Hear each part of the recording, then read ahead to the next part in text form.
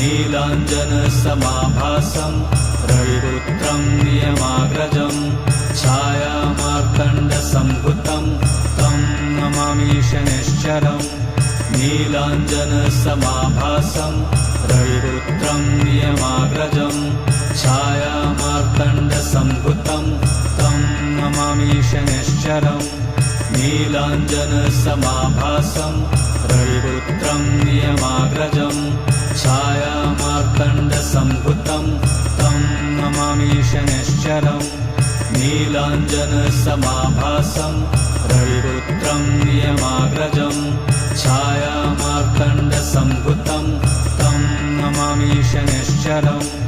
नीलाञ्जनसमाभासं रविपुत्रं नियमाग्रजं छायामार्तण्डसम्भुतं